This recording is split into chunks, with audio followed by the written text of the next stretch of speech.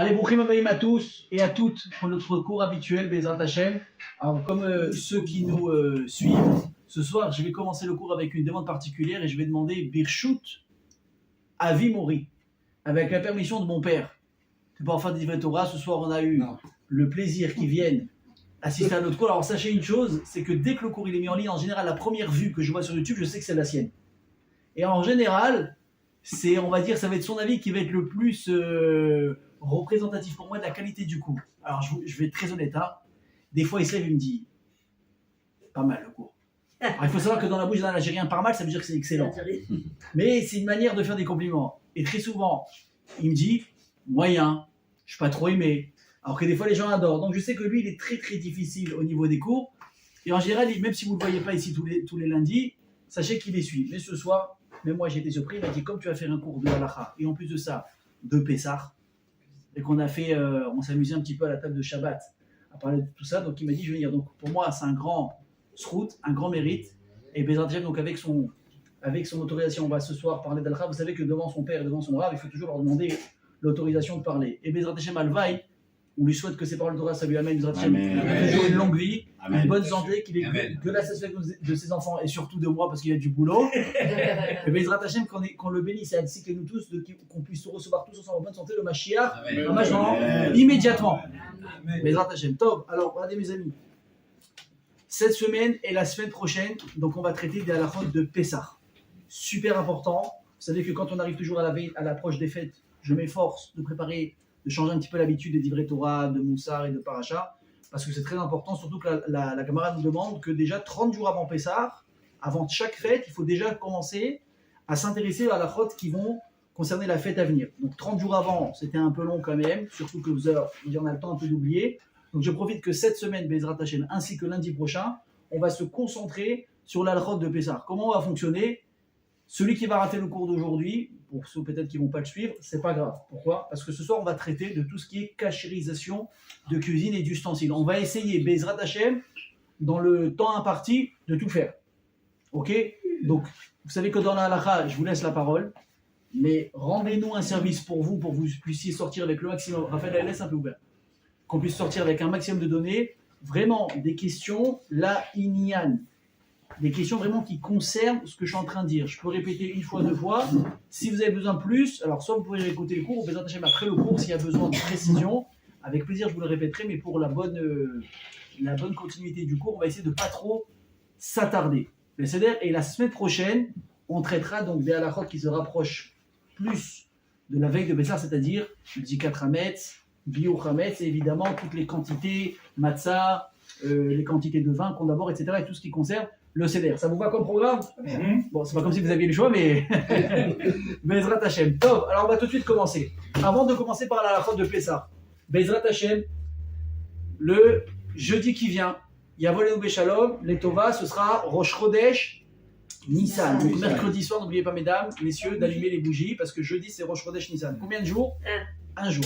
Qu'est-ce qu'on se doit de faire à Rosh Chodesh Nissan? Birkat Ha'i la note. C'est quoi? C'est d'aller devant des arbres qui fleurissent, comme dit la Gemara, ilané, melav levé. Des arbres qui ont commencé à bourgeonner, qui ont commencé à sortir des fleurs, et de faire là-bas la bracha de Birkat Ha'i la note. Devant combien d'arbres il faut se positionner? Les khatrila, il faut en trouver deux. Si j'en ai qu'un, je vais gambe seder. Si j'en ai qu'un, et je ne sais pas où trouver des deuxièmes, je peux faire également la bracha devant un arbre. Quel arbre il faut trouver, mes amis? Il faut trouver des fruits dont on sait qu'ils vont donner des fruits, et pas des arbres, entre guillemets, stériles, qui ne peuvent pas donner de fruits. D'accord? Ça, c'est important. Maintenant, comment vous faites pour savoir? En général, c'est ce que j'ai demandé à Machamouta tout à l'heure, il m'a dit, écoute, en général, par exemple, nous, on habite à Natania, on a l'habitude maintenant, est-ce qu'à chaque fois, les rabbinim, ils vont avec leur keïla pour faire la bracha des arbres? Si vous avez un doute, évitez, plutôt aller demander, c'est sûr, vous allez voir le rav keïla, ou est-ce que dans le quartier, il y a un endroit de faire Birkat Ha'i la note, et on est tranquille, ok? À partir de quand on peut faire la bracha sur un arbre de Birkat Ha'i la note? Quand il est en bourgeon, et quand il va commencer à donner ses fleurs, d'accord? S'il a donné les fruits, c'est pas bon. Il y en a qui disent que si Bediavat, tu as trouvé un arbre plus tard qui est quand même avec des fruits, avec des fleurs, tu peux faire la bracha. Il y en a qui autorisent, mais c'est vraiment pas les khatrila. Donc je répète, Rosh Chodesh Nissan, c'est jeudi. Le top du top, c'est d'aller faire la Birkat Elianot le jour de Rosh Chodesh. Donc jeudi. Si j'ai pas eu le temps, jusqu'à quand je peux faire? Je peux faire tout Chodesh Nissan. Un conseil, n'attendez pas. Vous dire j'ai le temps. Vous allez rentrer dans Pessah, vous allez oublier. Pessah, quand il termine, on est déjà aux 3/4 du mois. Le temps de vous remettre de Pessah, de ranger la vaisselle, tac, la routine elle reprend. Vous avez basé l'histoire. Un chidouche, vous pouvez même le faire pendant Chodesh Iyar. Le mois qui suit Chodesh Nissan, on peut encore faire Birkat Elianot, à condition évidemment qu'on trouve des arbres qui sont fruitiers évidemment, mais en condition à quel stade? Au stade de fleurs. Si encore une fois on trouve avec des fleurs et des fruits, on peut quand même faire, mais encore une fois, est-ce que c'est le top niveau? Non. Alors un chidouche, est-ce que cette mitzvah concerne uniquement les hommes ou également les femmes? Les deux. Kol hakavod. Oui, moi aussi. Kol hakavod. Pourquoi? Pourtant on a un clal qui nous dit que mitzvot assez shazvan graman hashim pturot. Pourtant on a un clal qui nous dit que toutes les mitzvot positives qui dépendent du temps, les femmes sont dispensées. Donc ça c'est le chaura, c'est une mitzvah qui dépend du temps. Donc on sait que les femmes aussi elles sont tenues de faire Birkat Elianot. Alors je vais essayer de le dire rapidement, si c'est compliqué on ne va pas s'attarder, parce que c'est vraiment pas l'essentiel du cours, mais en 2 mots. Et Bezrat Hashem, j'espère que vous allez comprendre du premier coup.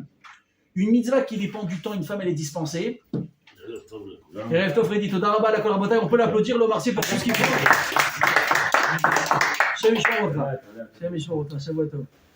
Une mitzvah qui dépend du temps, ça veut dire que c'est vraiment le temps qui impose la mitzvah. Par exemple, Sukkot. Est-ce qu'une femme, si elle veut, elle peut se faire Sukkot quand elle veut? Absolument pas. Si on peut fermer la porte, s'il vous plaît.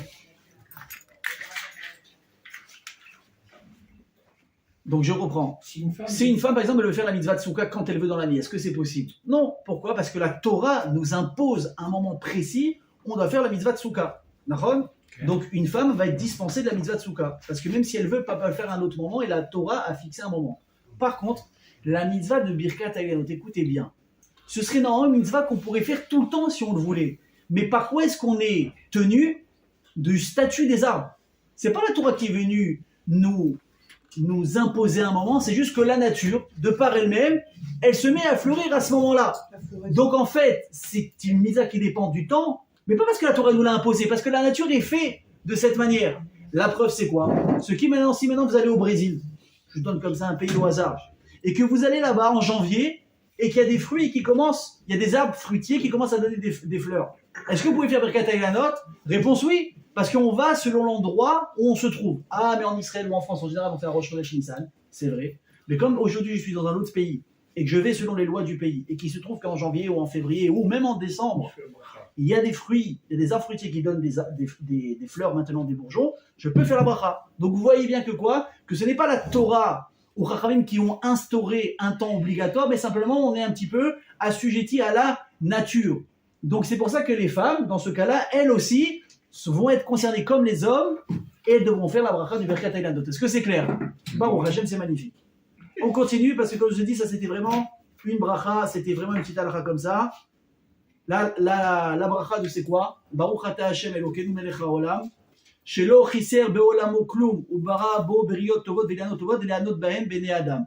On fait une bracha que quoi? Que Hashem a créé des arbres qui sont là pour faire profiter les hommes. Pourquoi je précise cette bracha? Évidemment, vous allez ouvrir les livres, vous allez la faire comme il faut, etc. C'est très important, les hommes comme les femmes, quand vous allez vous apprêter à faire la bracha, de d'abord voir les bourgeons ou les fleurs, et ensuite de faire la bracha. Il faut voir, je répète, le bourgeon ou la fleur. Si vous ne le voyez pas, c'est un problème. Maintenant, dans quel cas ça arrive souvent? Quand on est un grand public, la synagogue ou un grand groupe à aller autour des arbres, alors les premiers, oui, ils voient, mais ceux qui sont derrière, ils ne voient pas tout le temps. Est-ce que vous pouvez faire la bracha? Il faut éviter. D'abord voyez, après faites. Maintenant, si vous l'avez quand même faite, la bracha, et qu'ensuite vous voyez l'arbre, est-ce que vous refaites la bracha? Non. Une fois que c'est fait, c'est fait. Mais encore une fois, il faut absolument voir. C'est pour ça, par exemple, que la halakha dit qu'un aveugle, il ne pourra pas faire la bracha. Comment ça? Il ne fait pas la bracha. Alors lui, il va aller à côté de quelqu'un, il peut dire Amen. Mais lui, il ne peut pas faire la bracha. Pourquoi? Parce que malheureusement, il ne peut pas profiter de la beauté des arbres, etc. D'accord? Je referme la parenthèse, mes amis, et on va, Bezrat Hashem, maintenant se concentrer sur les halachot, donc de cachérisation des ustensiles de Pessah. Alors, premièrement, il faut savoir qu'à Pessah, le top du top, c'est pas de cachériser les ustensiles, c'est d'avoir une autre vaisselle. Ça évite tous les problèmes. Vous allez voir que c'est complexe quand on cachérise des ustensiles, il faut vraiment aller jusqu'au bout pour le nettoyage. Il faut aller là où il y a les vis, là où il y a les manches. Il faut s'assurer qu'il n'y ait pas de rouille, parce que s'il y a rouille, l'ustensile n'est pas cachérisable. Entrez-vous bien ça dans la tête. Un objet rouillé, un ustensile rouillé n'est pas cachérisable. Donc des fois c'est compliqué. Donc ceux qui peuvent acheter une vaisselle, et je pense que, je ne peux pas dire tout le monde, mais je pense qu'une grande majorité des gens ont une deuxième vaisselle pour Pessah. On a Bassari, on a Khalabi, on a ce qu'il faut. Maintenant, la halakha a pris en compte tout le monde, une personne qui n'a pas forcément les moyens de se payer une deuxième vaisselle. Alors quoi, il ne va pas manger? Il va se faire inviter chez nous. On peut aussi inviter des gens, c'est bien, pourquoi pas, avec plaisir. Mais bon, il y a quand même pas mal de repas chez nous les feuilles, donc ça va être compliqué peut-être de s'assurer qu'il ait tous les repas une invitation. Donc c'est pour ça que la Torah, je dis bien que c'est la Torah elle-même qui a mis en place un système de cachérisation de vaisselle. Et ça remonte à quand? Depuis que les Bnei Israël étaient dans le désert et qu'ils faisaient des guerres avec les Goïms et qu'ils rognaient avec un butin et donc des objets en or, en argent, en cuivre, etc., des plats, tout. Est-ce qu'on pouvait les utiliser? La Torah a fait une règle. Elle a dit c'est très simple. Tous les ustensiles qui peuvent passer par le feu, on les cachérise par le feu. Mais des choses qui ne vont pas tenir la chaleur du feu parce qu'ils vont se décomposer, ils vont s'abîmer, à ce moment-là, comment on les cachérise? Par l'eau brûlante. Donc c'est ce qu'on appelle aujourd'hui, le feu c'est liboun, et l'eau on l'appelle agala.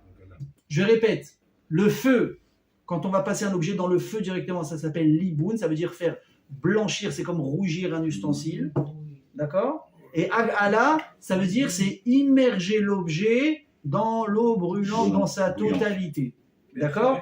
Alors juste, un petit détail important. C'est très intéressant ce que je vais vous dire.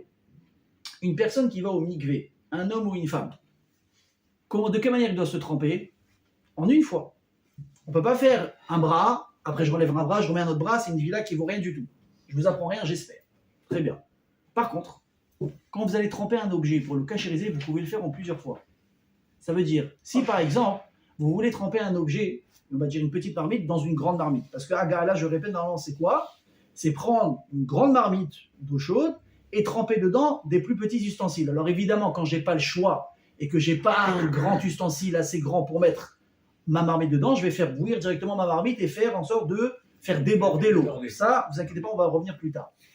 Mais pour revenir au premier cas, j'ai maintenant une grande marmite dans laquelle je peux tremper par exemple une petite marmite. Mais elle va rentrer, mais pas en une fois. Elle va rentrer en 2 ou en 3 fois. Est-ce que c'est bon? Il n'y a aucun problème. Vous la prenez, on va expliquer évidemment qu'est-ce qu'on va faire avant, la nettoyer, attendre 24 heures, etc. Vous la prendrez, vous la tremperez jusqu'à l'endroit où elle rentre. Ensuite, évidemment, l'eau est en train de bouillir, évidemment. Vous rentrez la première partie de votre marmite, vous la ressortez, vous faites en sorte de ne pas vous brûler, vous pouvez prendre un torchon, il n'y a pas de souci. Vous la tournez et vous trempez l'autre côté et à coller au béchalom. Pourquoi cette différence? Pourquoi quand un être humain se trempe, il doit le faire en une fois pour qu'il soit entre guillemets kasher, tahor, alors que pour un ustensile, pour qu'il soit tahor, on peut le faire en plusieurs fois? Parce que le Chazal, ils apprennent d'une dracha. Qui a marqué quoi? Qu'une personne, quand elle va se tremper au mikvé, surtout une femme, elle doit attendre la nuit. Il faut attendre que le soleil s'est couché, ce qu'on appelle Uba HaShemesh. Le soleil s'est couché. Chazal apprennent d'ici. De quelle manière le soleil se couche? En une seule fois.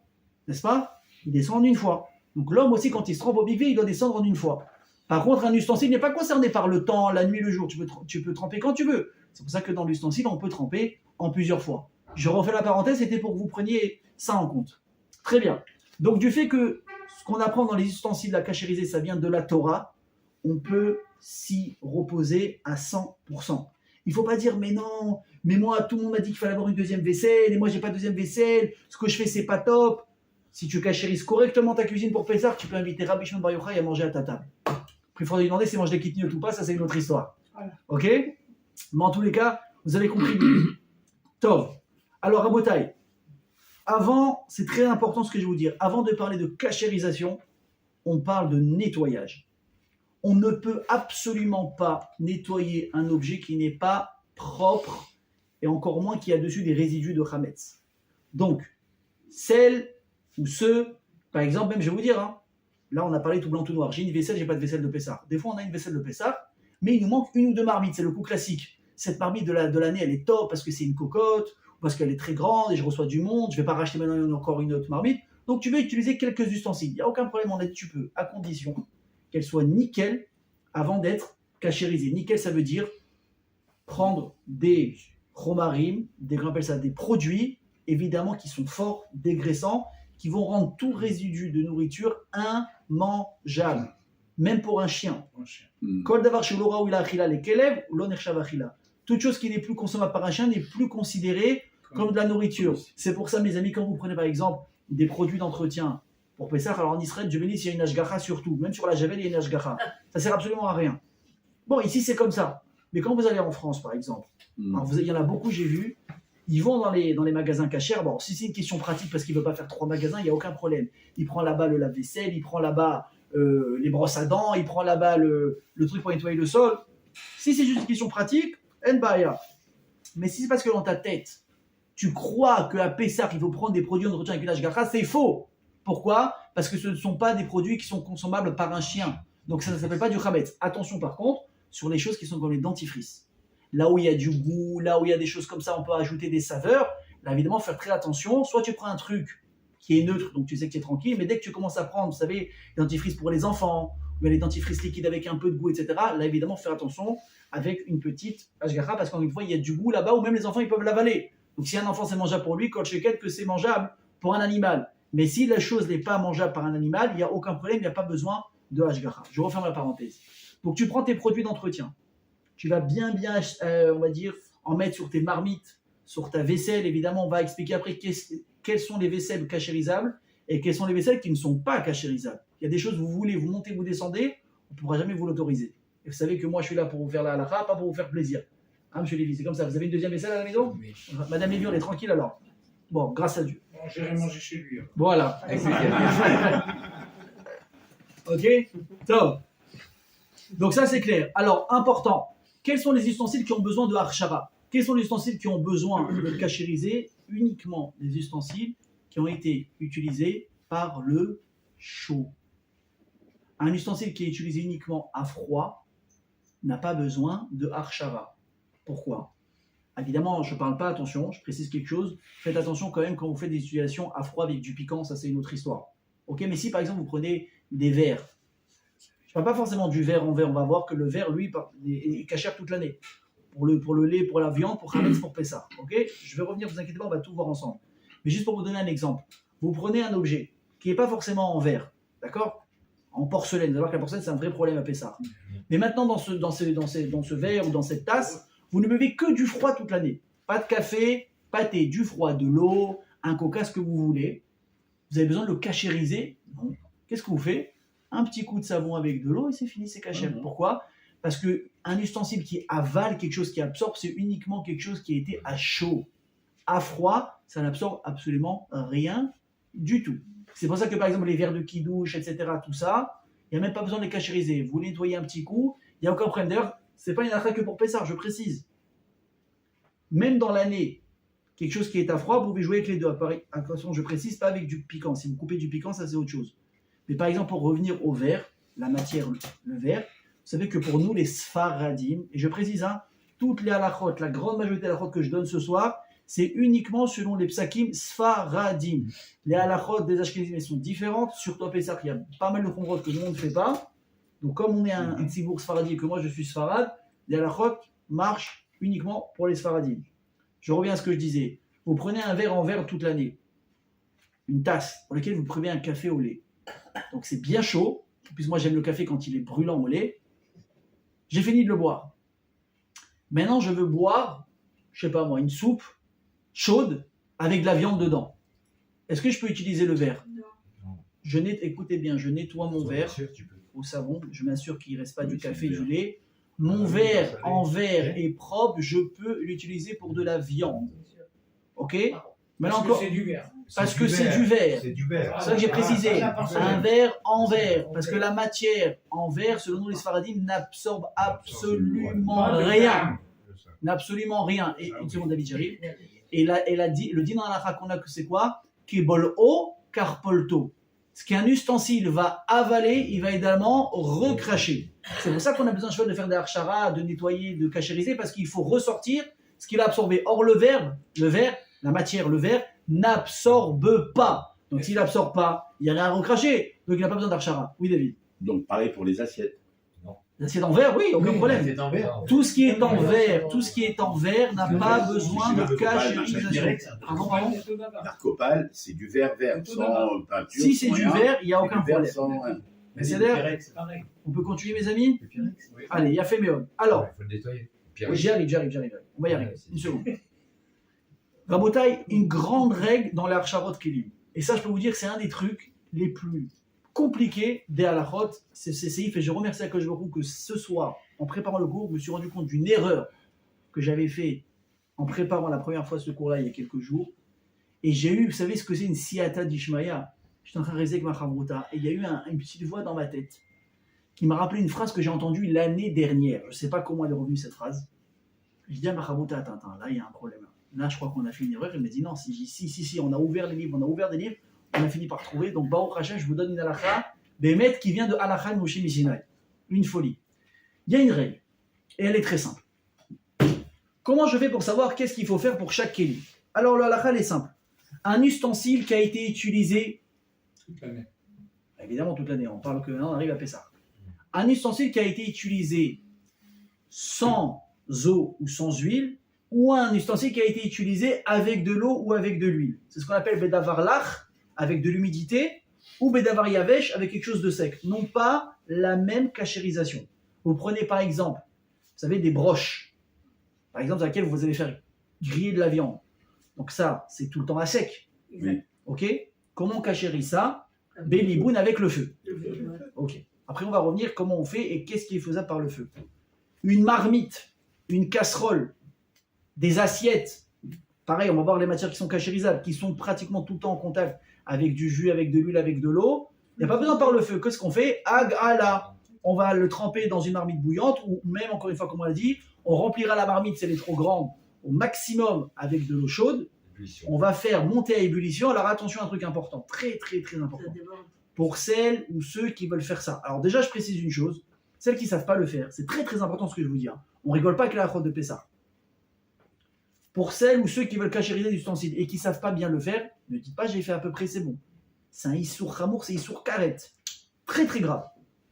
Il y a dans toutes les villes d'Israël, Baruch Hashem, des endroits spéciaux où les gens te cachérisent les ustensiles. Là-bas, ils arrivent avec des bassines énormes, des chaudrons d'eau brûlante. Tu arrives avec tes marmites autant que tu veux. Il n'y a pas une marmite qui ne rentre pas dans leur chaudron. Obélix, il peut rentrer dedans. Okay. Même Obélix, il peut rentrer dedans. Vous prenez vos marmites, ils vont vous les tremper là-bas, évidemment, à condition qu'elles soient nickel. Hein. Il faut être nettoyé, il faut qu'il n'y ait pas de roue, il faut que tout ait bien été fait. Il faut avoir vraiment vérifié les poignées. Tout doit être nickel. Le couvercle y compris, absolument tout. Et ils vont vous la tremper. Maintenant, tu dis, moi, je sais le faire. Je n'ai pas envie de me déplacer. Ma marmite est trop grande. Je ne peux pas la rentrer quelque part. Mais je peux la faire monter à l'ébullition. Super. Sauf que, et je peux vous dire, je parle d'expérience parce que moi, je suis parti cachériser quand j'étais plus jeune des hôtels pour des cacherouillottes. Donc, j'ai bien appris la halachot. Et j'ai surtout vu ce qui se passe en réalité. Quand vous mettez de l'eau chaude et que vous faites bouillir l'eau, avant que ça arrive à ébullition, ça commence déjà à s'évaporer un petit peu. Donc très souvent, qu'est-ce qui se passe? Même si vous avez rempli votre marmite à ras-bord, le temps que ça bout, on n'est plus à ras-bord. Donc ça bout, mais qu'est-ce qui se passe? Ça ne va pas déborder. Donc c'est-à-dire que tout le bord de la marmite n'a pas été cachérisé. C'est très très grave ça. Très très grave. Vous avez du chametz mamash sur les rebords et vous allez cuisiner la papé ça. Vous mangez du chametz. Donc qu'est-ce qu'il faut faire? Il faut remplir au maximum. Et à côté, vous allez faire un truc très simple. Vous allez prendre une pierre que vous trouvez dans la rue. Hein. Une pierre. Vous la faites chauffer à côté sur un gaz. À côté de votre marmite. Donc vous chauffez la marmite sur un feu, la pierre sur le feu d'à côté. Quand ça commence à bouillir, bon, évidemment, vous allez vous munir de pince, hein, pas avec la main, je vous le conseille. Vous prenez votre pierre qui est brûlante et vous la mettez dans l'eau chaude. Qu'est-ce qui va se passer? Sonar. C'est l'effet du sonar. Ça va faire monter le niveau d'eau en bouillant et ça va à ce moment-là dégouliner de partout. Et là, vous avez fait l'archara comme il faut. Sinon, l'archara n'est pas bonne. Est-ce qu'on s'est bien compris? Il a fait. Excusez-moi, ça veut dire que la pierre doit être d'abord chaude. Ah oui. Bouillante. Oui. Et on peut pas la prendre et la mettre dans l'autre marmite. Dans la marmite qui est également en train de bouillir. Hein. Qui est en train de bouillir. Ouais. Et là, ça va prendre. Exactement. Faites le test à la maison, vous allez voir. On peut pas rajouter de l'eau chaude. Mais ça marchera pas parce qu'à chaque fois ça va. Mais Pardon? si j'ai une plaque électrique, c'est bon, c'est le faire. Le circuit. Ça va faire le même truc avec la plaque électrique. Mais la plaque électrique, qu'est-ce qui va se passer quand tout va déborder? Ça va pas faire un court-circuit. Non. Ah, bah si. Il faut faire attention, madame. Très attention. Alors attention. C'est dans le choix. La plaque électrique. Alors regardez, c'est important ici. Tu peux pas. Merci. Très important. Il faut faire attention quand vous faites vos cachérisations de ne pas jouer aux électriciens. La sécurité passe avant tout. Quand nous, on a fait des cachérisations d'hôtels, le mage Guillard, qui était responsable, il nous interdisait de se mettre en danger. Il faut savoir, des fois, il y a des vrais accidents dans ce genre de choses. Les gens veulent faire les fous, les khumrot, comme par exemple dans des objets électriques. On ne cachérise pas ce genre de choses, c'est pas cachérisable. Quand vous faites électrique, ça risque de faire sauter déjà les plombs, tu risques de prendre un jus, ou bien simplement, il va rien t'arriver à toi ou à ta maison, mais l'ustensile il est plus utilisable. Donc tu le gardes de côté, ce qui est cachérisable, on cachérise, ce qui n'est pas cachérisable, on le laisse de côté, on l'achète du neuf. Surtout maintenant, je vous dis la vérité, Baruch Hashem, honnêtement, vous allez dans n'importe quel magasin, surtout comme Oshera, Drami Levi, tout ça, ils vous amènent des nouveaux trucs pour blèche. Ça ne coûte pas du tout ce que ça coûtait à l'époque. Aujourd'hui, vous pouvez acheter des frigos pas chers, pour ceux qui ont le truc, des fours, des vaisselles, vraiment, il y a des promos extraordinaires. Donc, ce qui ne vaut pas le coup, faites attention. Vous allez lui dire, à partir du moment où ça boue, madame, vous auriez pu utiliser une plaque électrique. À partir du moment où ça boue, il n'y a aucun problème, il n'y a pas de différence. Mais faire attention aux conséquences. Si elle déborde, est-ce que ça va pas abîmer la plaque? Est-ce que pour vous, c'est pas dangereux, etc. Oui, David. Le kéli dans lequel tu vas faire bouillir, Ouais.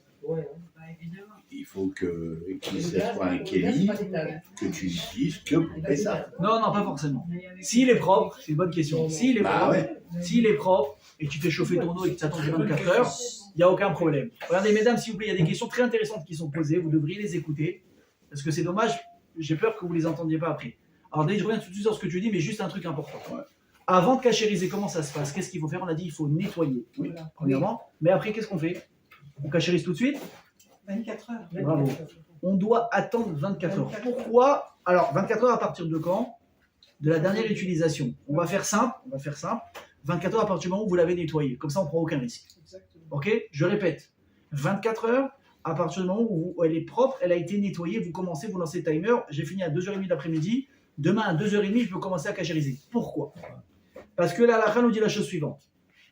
Un ustensile va garder le goût qu'il a absorbé pendant 24 heures tel quel.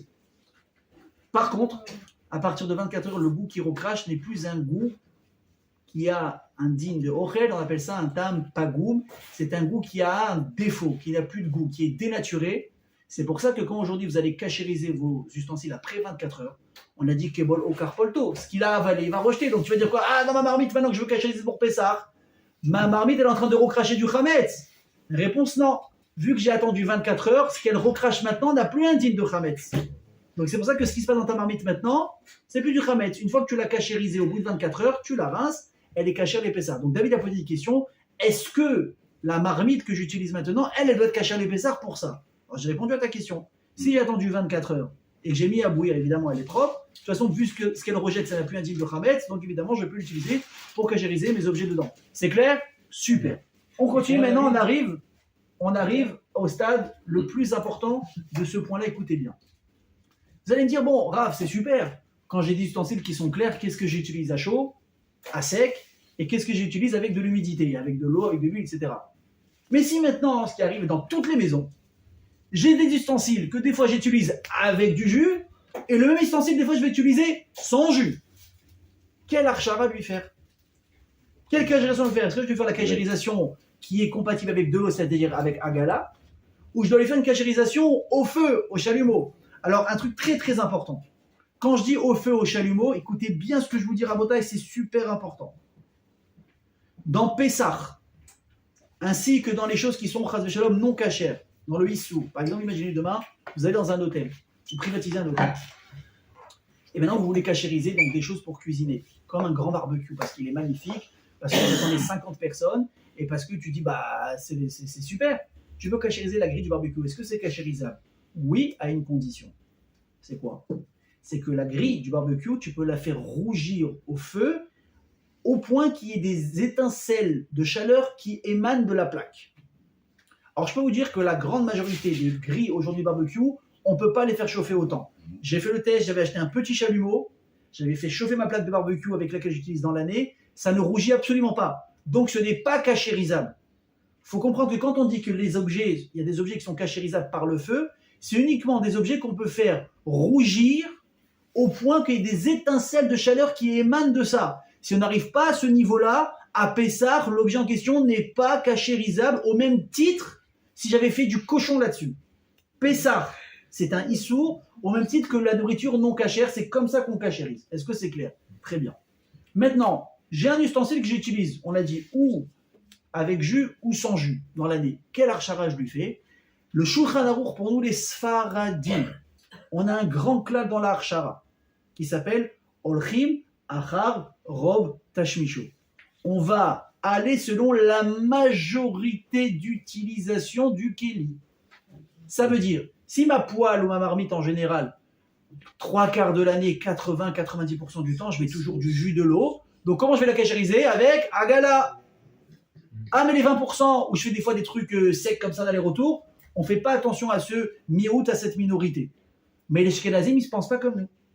Ils disent non, Ochim Achar miout à Keli. Au contraire, il faut aller selon, à Pessah, même la minorité du Keli, il faut faire. Donc si, par exemple, c'est un truc que j'utilise des fois mouillé ou des fois à sec, il faudra faire la Archara avec le feu, encore une fois, si c'est cachérisable par le feu. C'est clair? Est-ce qu'il y a des questions sur ça, mes amis? Non. Maintenant, attention à un grand piège. Et c'est ça, le NES que j'ai eu ce soir au collège. Écoutez bien. Un koum-koum. Écoutez bien le karabotaï. Un koum-koum. Est-ce qu'il y a besoin de le cachériser? Non. Normalement, je précise, normalement non. Pourquoi? Qu'est-ce que je mets dedans? De l'eau. Qu'est-ce que je fais? Je mets de l'eau, je fais chauffer. Donc qu'est-ce que tu fais à Pessah? Baba, tu nettoies, donnes un bon coup et tout est tranquille. Mais, moi j'ai vu de mes propres yeux. Les gens, qu'est-ce qu'ils font des fois Shabbat? Ils mettent du pain sur le couvercle du koum-koum. Oui, mais le couvercle. Ils mettent du pain, une pita, du pain pour faire chauffer, etc. Parce que soit il n'y a pas de place sur la plata, soit parce qu'il y en a qui ne veulent pas que ça brûle, ils veulent juste un peu chaud et pas ça. Là, on rentre dans un problème. Pourquoi? Écoutez bien. Parce que maintenant, mes amis, le chametz, on va arriver après, le pain là qui a touché votre koum-koum alors qu'on est en plein mois de décembre. Je veux dire, pourquoi on parle de chametz, vous allez comprendre après pourquoi. Le pain qui est en train de toucher le couvercle, il est en train d'avaler du pain. D'accord? Il est en train d'avaler du pain. Donc, ce couvercle-là, il est chametz. Oui. Le reste du koum-koum, il devient chametz à cause du couvercle. Il va falloir le cachériser. Comment je cachérise un couvercle comme ça? Je ne peux pas le faire chauffer, n'est-ce pas? Je ne peux pas le faire chauffer. Comment je vais le faire? Je le nettoie à fond et je lui fais agala. Alors, attention. Si je suis, regardez le pliage où il est très fin. Si je suis l'exemple que je vous ai donné tout à l'heure, à savoir que je suis l'utilisation majoritaire du keli. Ouais. Le koum-koum, la grande majorité du temps, je ne mets jamais du pain dessus. Je mets que de l'eau à l'intérieur. Donc je ne devrais même pas le cachériser. Oui, vous suivez ou pas? Donc pourquoi là on me dit attention, si tu as mis le pain une fois, il va falloir cachériser le couvercle et le koum-koum? Réponse, la règle qu'on donne, qu'on suit toujours la majorité d'utilisation du keli, c'est uniquement pour savoir quelle cachérisation faire, mais pas pour me dispenser d'une cachérisation. Donc ça veut dire que même si un keli, écoutez bien, selon la majorité de son utilisation, ne nécessite même pas de cachérisation, mais qu'il a suffi qu'une fois j'ai mis quelque chose de chametz, tu deviens dans l'obligation de cachériser ce keli. Est-ce que vous avez compris? C'est clair? Il a fait. Pourquoi? Parce que maintenant je lui fais une agala. Dites-moi vous, pourquoi je fais une agala alors que j'ai mis du pain? Peut-être qu'il faudrait le brûler. Pourquoi? Parce que le koum-koum, il a quoi dedans? De l'eau. Donc c'est de l'humidité. Donc ça s'appelle l'utilisation comme de l'eau. C'est pour ça que ça se fait une agala. Vous avez compris? Super. Par contre, attention, ça c'est très important aussi. Vous avez votre grille de barbecue. Écoutez bien ça. Vous avez fait dessus que de la viande toute l'année. Ok? Et vous avez mis du pain une fois. Vous avez fait des pitotes. Vous savez ce que c'est les arayes? Vous prenez de la pita, je vous apprendrai après les recettes. Vous prenez la pita, vous mettez de la viande hachée dedans, avec un peu d'huile d'olive, et vous faites comme ça griller, c'est excellent. Ok? Alors, si vous êtes sage, on fera peut-être un jour un kiff ensemble. Ok? Vous avez mis une seule fois du pain dessus. Il faut absolument que cette grille, elle passe par le chalumeau. Si maintenant ma grille n'arrive pas à rougir, il n'y a pas d'étincelle, est-ce que c'est cachérisable? Non. Écoutez bien ce que je suis en train de vous dire. Toute l'année, vous avez fait que de la viande. La viande, c'est pas chametz. La viande, c'est pas chametz. Quand vous êtes sûr qu'il n'y a que la viande du boucher sans mettre vos tralouettes à l'intérieur, la viande, entrecôte, viande hachée, ce que vous voulez. Normalement, cette grille, vous la prenez, vous la nettoyez, vous lui faites agala, il n'y a aucun problème. Pourquoi je dis agala? Parce qu'apprenez une règle. Dans les chrotes d'Archara, bon, ça ne vous concerne pas dans Pessah, mais juste vous connotez dans votre tête pour savoir qu'il y a une logique dans ce que je vous dis. Normalement, quand vous voulez faire passer dans l'année un objet du lait à la viande, quand vous décidez de passer un objet du lait à la viande, du kasher au kasher, simplement de la viande au lait, vous le nettoyez à fond, même un objet qui passe au feu, vous lui faites agala et ça suffit. Parce qu'il n'a jamais avalé de issour. C'est vrai qu'il a avalé de la viande jusqu'à aujourd'hui, mais la viande elle est kasher ou elle est taref? Elle est kasher. Maintenant tu veux le passer au lait, donc tu vas la kashériser et quand il va avaler du lait, il aura avalé que du lait. Vous avez compris la différence? Quand est-ce qu'on nécessite un objet qui passe par le feu de lui faire un coup de chalumeau dessus au point de le faire chauffer, on l'a dit, rouge, et de lui faire sortir des étincelles, c'est quand la plaque en question, l'objet en question, a avalé du issour, du cochon, chas v'shalom, ou du chametz dans l'année. Donc comme il a avalé du issour, la seule manière que j'ai de le kashériser, c'est de brûler le issour jusqu'au bout, au point de faire rougir la plaque ou l'ustensile et qu'il y ait des étincelles qui sortent. Par contre, si un ustensile qui le passe par le feu toute l'année, je mets dessus que du kasher, et que simplement maintenant je veux changer d'utilisation dans un autre kasher, donc du viande au lait ou du lait à la viande, je le nettoie à fond, et je fais quoi? Uniquement agala. Tridouche. Mais vous savez quoi? Regardez, ça c'est vraiment, je vous dis ça pour vous faire comprendre qu'il y a une logique dans ce que je dis. Donc, je reviens à mon cas à moi de Pessah. Toute l'année, j'ai utilisé ma grille pour faire de la viande. Maintenant, je suis un peu marmire, je veux faire une archara. Qu'est-ce qu'on fait comme archara? Normalement, agala, ça suffirait, parce que j'ai mis que de la viande. Je ferai uniquement dans l'eau. Mais à partir du moment, mes amis, où j'ai fait chauffer dessus même une seule fois dans l'année du pain ou quelque chose de chametz, toute la plaque en question, toute la, comment on appelle ça, la grille, tout l'ustensile, la broche, que vous voulez, une fois il attend en contact à chaud avec du pain, obligatoirement maintenant il va falloir le faire chauffer également au chalumeau pour le kashériser. Je répète pour la énième fois, chalumeau ne veut pas dire que c'est caché automatiquement. Il faut voir que l'ustensile il rougit au point qu'il y ait des étincelles de chaleur. Si j'arrive pas à ce niveau de chaleur, l'objet n'est pas kashérisable. Vous le mettrez de côté et vous en prendrez un autre pour Pessah. Donc pour résumer, nous les Sfaradim, on va selon ce qu'on appelle la règle de Olchim Achar Rov Tashmishu. On va selon l'utilisation principale d'un ustensile pour décider quelle kashérisation lui donner. Est-ce que je peux faire marcher cette règle pour dispenser un ustensile de kashérisation? Absolument pas. Uniquement pour choisir quelle kashérisation. Donc, une marmite ou une poêle, dans laquelle des fois je fais ou à sec ou mouillé, on va selon la majorité. Si c'est un ustensile que j'utilise la majorité du temps à sec, comment je dois le kashériser? Avec le feu. Est-ce que ça veut dire forcément que c'est kasher? Non, il faut s'assurer que le kéli va monter, rougir et qu'il y aura des étincelles. Si ça marche pas, c'est pas bon. Ok. Maintenant, si le kéli, on l'utilise la majorité du temps avec quelque chose d'humide, de l'huile ou de l'eau, etc., on les fera à ce moment-là à gala. Ah, mais des fois, j'utilise à sec, on regarde l'essentiel du kéli, encore une fois, pour choisir quelle kashérisation, mais jamais pour dispenser de kashérisation. Est-ce que c'est clair? Magnifique. Oui, David. À propos de la kashérisation, et notamment les couteaux, les fourchettes... J'y arrive. Ah oui. J'y arrive tout de suite. Donc, mes amis, c'est bien, tu es avec nous, tu es branché. Oui. Donc là, les amis, là, on a vu, on va dire, la grande majorité des ustensiles de cuisine. Maintenant, on arrive, cuillère, fourchette, etc. Je ne dis pas couteau, vous allez comprendre pourquoi. Cuillère, fourchette et tout. Alors, il faut comprendre qu'il y a une différence dans les ustensiles en général. Il y a les ustensiles qu'on pose directement sur le feu et qui sont en contact directement avec la nourriture, et les ustensiles qu'on va utiliser une fois que le manger n'est plus sur le feu. Et c'est une différence. Pourquoi? Pourquoi maintenant je vous ai dit, par exemple, que les marmites ou les poêles, évidemment je parle de Hagala. Hagala veut dire encore une fois quand on va immerger un objet dans l'eau brûlante, dans l'eau bouillante.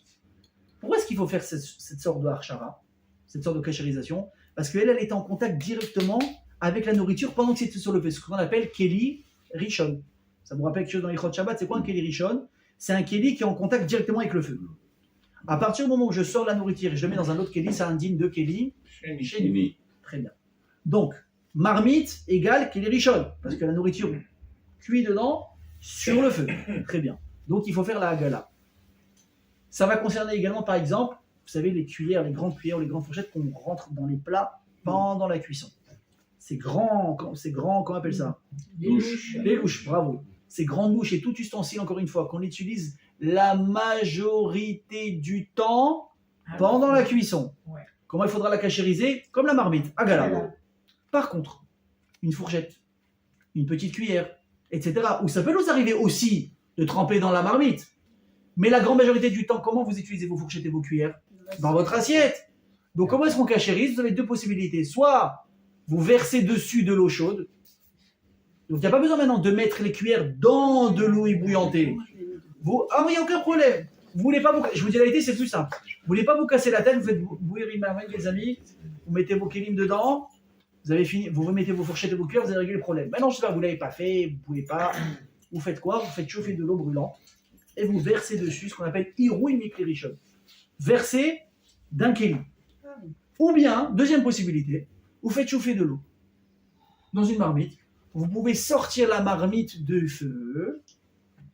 Donc, attention, elle est encore chaude, hein, mais elle est plus sur le feu, donc elle n'a plus un digne de klirishon. Et une fois que c'est encore chaud, vous pouvez mettre là-bas vos kélim à tremper. Pourquoi? Parce qu'étant donné qu'il n'y a pas eu le même contact avec la nourriture toute l'année, la cachérisation n'est pas obligatoire d'être aussi grande. Vous avez compris? Donc je répète, les marmites et tout ce qui est en contact directement avec la nourriture sur le feu, à galas, ça veut dire soit je trempe dans de l'eau brûlante qui est sur le feu, attention, il faut bien comprendre ça.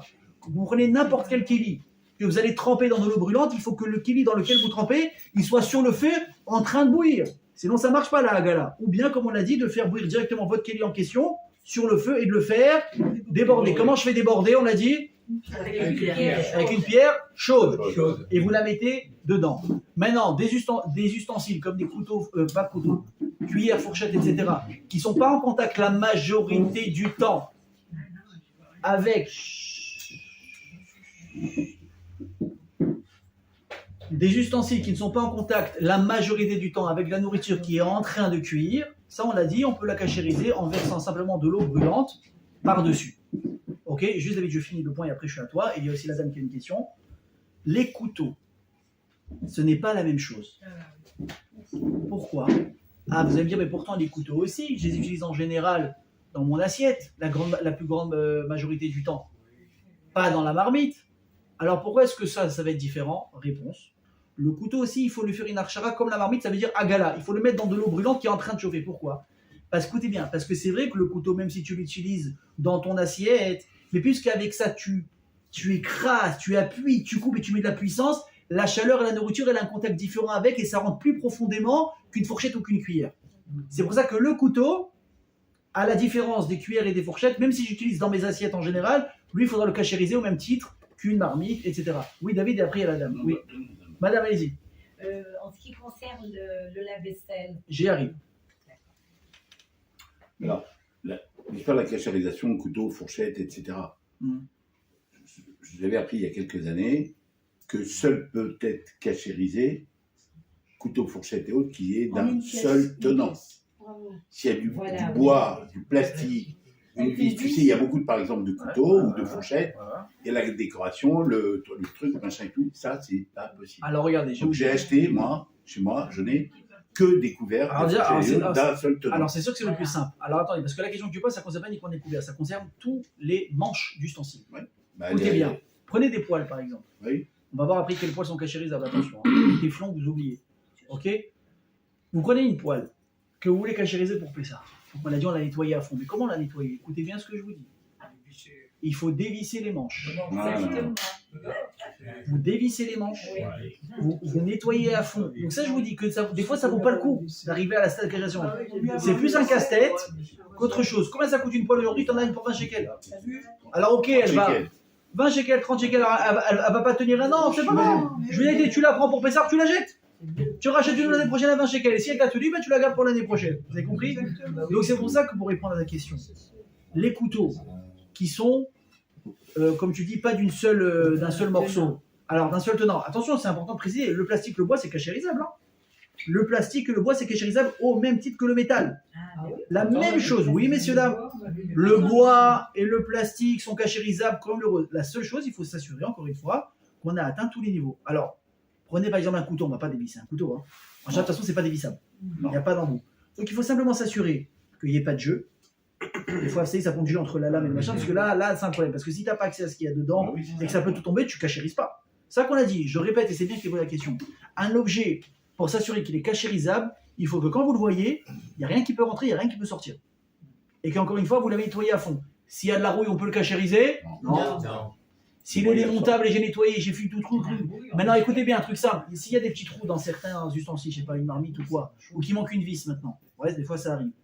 est-ce que je peux la cachériser? Oui. Si dans le petit trou en question, vous mettez du choumanite ou de la javel, est-ce qu'il est dedans, c'est un plus adit de Khamet, c'est plus raoui l'achila, donc c'est cachérisable. Mais à condition qu'il y ait un accès. Mais parce que si le trou, par exemple, il est, je sais pas, par exemple, ça fait un rond comme ça, vous voyez, des fois autour des marmites, il y a des accès qui s'arrondissent. Tu peux pas mettre du produit tout au fond. Ok? Donc ça, ce sera un problème, on ne pourra pas cachériser, vous avez compris? Donc s'assurer vraiment qu'on a accès à ce qu'on veut cachériser. Mais c'est d'elle. Allez, on continue. Donc on a dit le mecham maïm, le kumkum, on a expliqué comment ça marche. Si tu fais que de l'eau dedans, il n'y a pas besoin de cachérisation. Tu le nettoies beaucoup, etc. Maintenant, l'addition, on a mis du pain. Plusieurs fois ou même une seule fois? Même une seule fois. Vous l'avez mis sur le couvercle. Alors qu'est-ce qu'on fait? Évidemment, on le nettoie à fond. Le couvercle, on va lui faire donc agala. Alors on a dit combien de temps on attend avant de faire une cachérisation? 4 heures. On a utilisé quoi comme produit pour nettoyer? Des produits nocifs. Nocifs. Oui, pour enlever justement le din de manger, de ochel. Très bien. Ensuite, comment je fais pour cachériser le reste du kumkum? Parce qu'il faut savoir, hein, le reste du kumkum aussi, il a avalé maintenant à cause du couvercle du chametz. Donc qu'est-ce qu'on fait? C'est très simple. Écoutez bien. La partie électrique, il ne faut pas la tremper. La partie électrique, on ne la trempe pas. Elle n'est pas trempable. Parce qu'on ne joue pas au fou. Vous allez avoir un court jus. Ok? Et il y a une coula. Pourquoi? Parce que puisque c'est ustensile, maintenant il a un dit de nat bar nat. C'est-à-dire, le reste du kumkum, il n'a pas été en contact direct avec le chametz. Ça a été le couvercle. Donc c'est le pain qui a donné au couvercle et le couvercle au kéli. Donc c'est pour ça qu'on peut être un peu plus cool.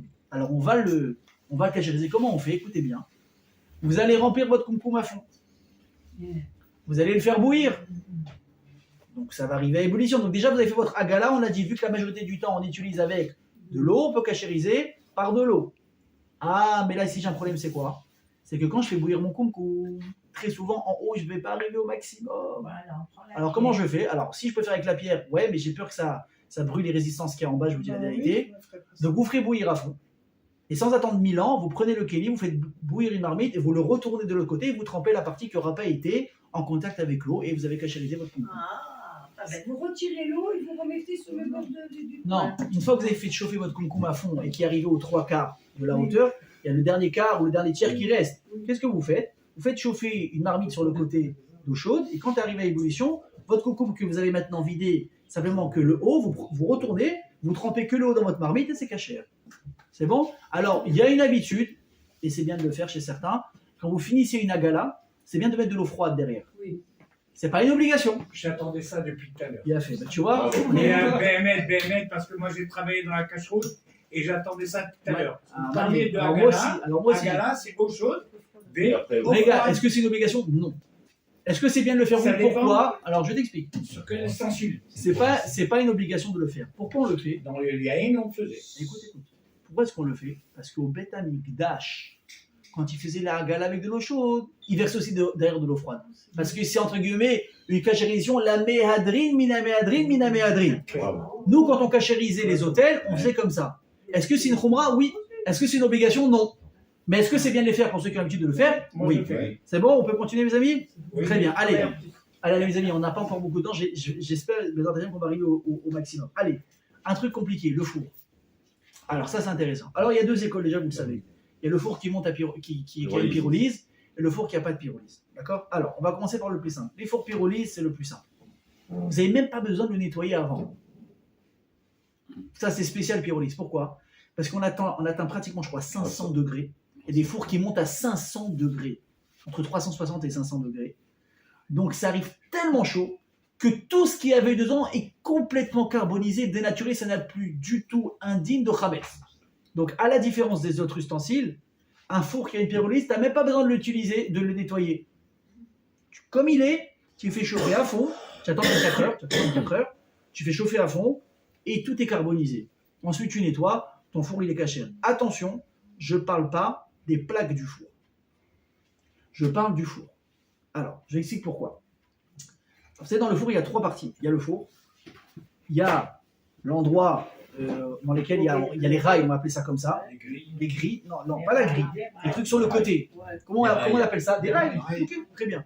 Il y a des rails, ensuite il y a les plaques. Les rails, normalement, si elles tiennent la pyrolyse, vous pouvez les laisser la cachériser de cette manière-là. Sinon, si vous pensez que ça va s'abîmer, alors vous les retirez Mais à ce moment-là, ils ne sont pas utilisables pour Pessah. Mechila. Une seconde, je termine. Non, une seconde, j'ai obligé de terminer parce qu'après je vais perdre le fil, c'est très important. Donc je répète, la pyrolyse, si on peut laisser dedans le truc, on le fait. Si on ne peut pas, on les sort. Alors la seule chose que peut-être on va avoir comme solution pour les utiliser pour Pessah, c'est quand on dit, bah, je sais pas, quand tu veux que j'achète vraiment des grilles, des rails adaptés à mon four, je peux pas. Et je peux pas acheter non plus un autre four parce que ça coûte un peu cher. Alors, à ce moment-là, tu sors les rails, tu les nettoies à fond, tu fais agala et tu recouvres d'aluminium épais pour faire en sorte qu'il n'y ait aucun contact. Attention, mais c'est important. Quand j'ai dit aluminium, je ne veux pas que l'aluminium il se craque dès que tu fais un aller-retour avec ta plaque. Parce qu'à ce moment-là, tu as perdu l'idée. Il faut acheter spécial Pessah de l'aluminium épais, très épais. Vous le trouvez partout et en général, quand tu mets ça, ça ne bouge pas. Et bien sûr, vous allez faire attention quand vous mettez vos plaques et vous retirez vos plaques, de ne pas aller comme ça toute l'année. Et là, vous allez doucement, vous les soulevez un petit peu et vous les rentrez, vous les sortez. Ok, très bien. Les plaques de Pessah, la vérité, c'est une marloquette. Alors, encore une fois, en général, les plaques ne tiennent pas la pyrolyse. En général. Ok, ça tient pas. Non, ça dépend. ça Je dis en général, les plaques du four ne tiennent pas une pyrolyse. Maintenant, regardez, si ça tient la pyrolyse, il y en a qui autorisent. Pourquoi il y en a qui autorisent? Parce que c'est une marloquette entre le Rav Naki, donc je vous donne la halachot, et le Rav Ophir Malka, où eux, ils font une différence à savoir, ils disent, regarde, c'est simple. Normalement, une plaque Bémet à Pessah, je vous répète mes amis, il faut éviter de les utiliser. Les plaques d'un four à Pessah, on ne les utilise pas. Vous prenez des nouvelles plaques, ou vous prenez de l'aluminium, vous faites chauffer comme ça, il ne faut pas utiliser les plaques. La seule question qui se pose, tu dis, mais moi, ma plaque, toute l'année, je ne mets jamais directement la nourriture sur la plaque. Je fais un écran avec du papier sulfurisé, ou tout le temps avec de l'aluminium. Mahadi, là, on a une marloquette. Le Rav Naki, il autorise. Il dit, tu prends cette plaque-là, qu'est-ce que tu vas lui faire? Tu lui fais, donc on a dit, la cachérisation, etc. Mais tu feras chauffer à fond, et à ce moment-là, tu peux l'utiliser pour Pessah parce que c'est pas tout le temps en contact avec du manger. Ok? Le Rav Ophir Malka, il dit non. Même une plaque qui toute l'année est utilisée avec un papier sulfurisé ou un aluminium, on ne peut pas faire ça. Pourquoi? Parce que tu vois très bien que quand on enlève le papier, il y a de l'humidité en dessous qui est passée. Oui. Donc c'est pour ça que je vous dis, les plaques, on évite. Le four, pyrolyse, oui. Les rails, oui. Les plaques, on évite. C'est clair? Ok. Maintenant, dans un four qui n'a pas de pyrolyse, qu'est-ce qu'on fait? Alors, un four qui n'a pas de pyrolyse, on ne va pas inventer une pyrolyse. De l'eau. Alors, on répète. On nettoie à fond. Parce que du coup, il n'y a pas de pyrolyse. On attend 24 heures. On fait chauffer le four à fond. Il n'y a pas besoin d'eau. Ok? On fait chauffer le four à fond pendant combien de temps? 1 heure. Alors, attention, important. On ne compte pas 1 heure à partir du moment où j'allume le four. On compte 1 heure à partir où il atteint la température maximale. Ça évolue, hein. Vous avez compris ou pas? C'est très important parce qu'il commence à 0, à 30, à 150, à 180, ce qui arrive à 250, 280, ça prend du temps. Donc ça ne peut pas compter dans l'heure. Donc tu allumes ton four, quand tu sais qu'il est arrivé à la puissance maximale, hop, tu lances ton chrono et tu attends 1 heure. Qu'est-ce qui est cachérisable là-dedans? Le four. Pareil, peut-être éventuellement les fours donc, qui ne disposent pas d'un mode pyrolyse. On fera chauffer, on l'aura nettoyé à fond, on aura attendu 24 heures. Ensuite, on fera chauffer à fond pendant 1 heure. Ensuite, on peut utiliser le four. Est-ce que les plaques peuvent être utilisées pour Pessah? Non. Est-ce que c'est clair? Est-ce qu'on est d'accord? Il y a fait méol. Est-ce qu'il y a des questions concernant ce qu'on vient de dire?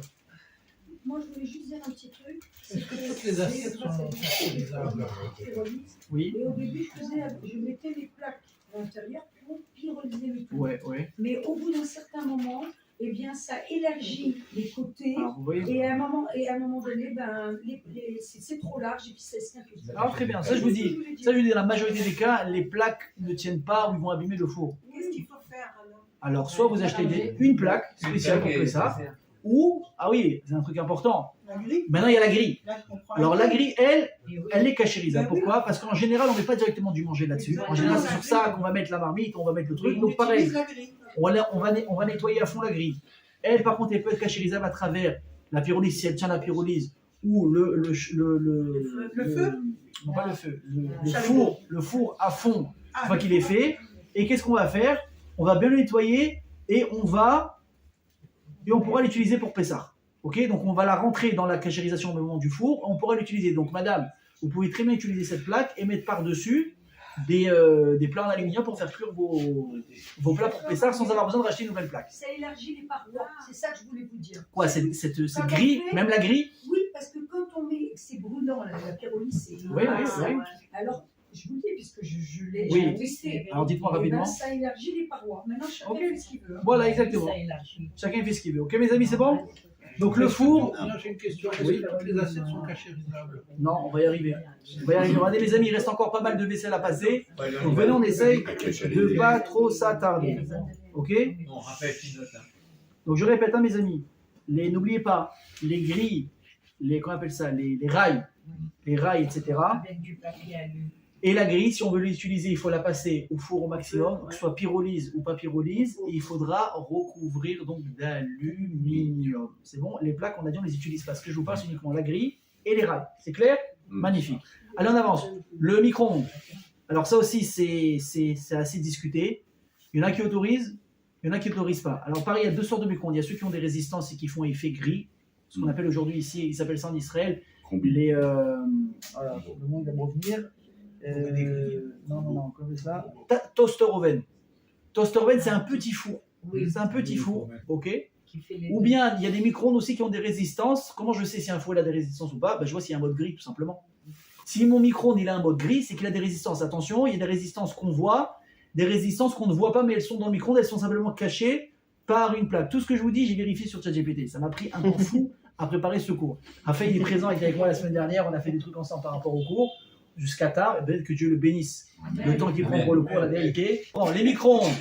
On a deux sortes de micro-ondes. Ceux qui ont des résistances, ceux qui n'en ont pas. Ceux qui ont des résistances sont considérés comme des fours.